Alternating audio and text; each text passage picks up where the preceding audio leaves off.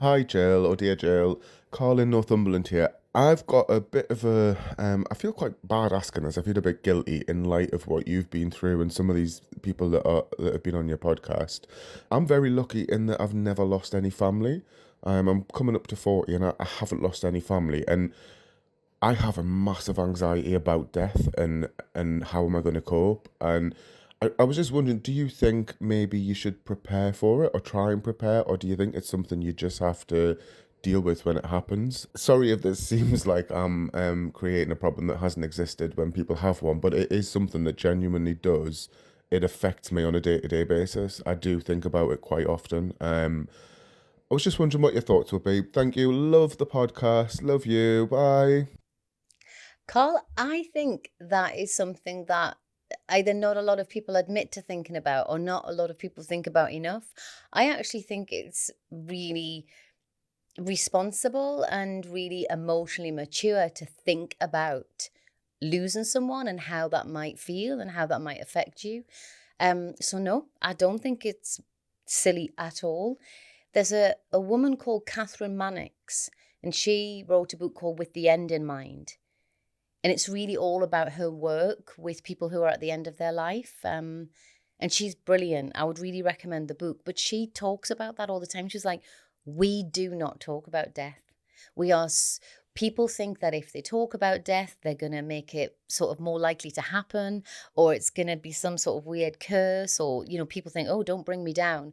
But in actual fact, every single one of us are going to be on the receiving end of losing someone, and we're all going to die ourselves. So I think that it would be really healthy to have more conversations in schools and just in general, just with our mates about, how do you feel about it, and what are your fears, and how did you cope with it when it happened to you? And I think that all that is just sharing of information, isn't it? I mean, you would ask somebody, if they went to, I don't know, a club for the first time, how was it? How much were the drinks? What did you do? What's the best seat? What were the bouncers like on the door? So you would ask questions about somebody doing something for the first time. So I think that there's nothing wrong with approaching somebody who has lost and said, have you got any ideas? And the thing about it is, obviously, we're all completely different. So we are all going to react in slightly different ways. So I would never profess to know what your experience is going to be. But I think it's worth saying that the thing that I find the most common is that people feel very, very alone in their loss.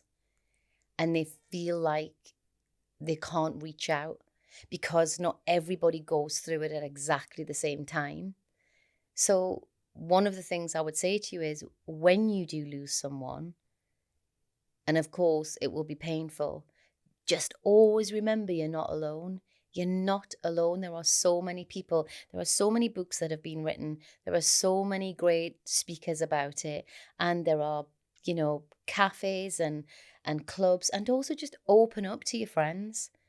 A lot of people are scared to be the first one to bring it up. Just say to your friends, oh, this one's rough, like I'm struggling. How did you cope? Or, you know, can you think of anything I could do like that would help? And just be as open as you have been to me about it to other people. And I think you'll be just fine because not a lot of people would even think about that to preempt it. They would rather just put it in a little box and not think about it until the time comes.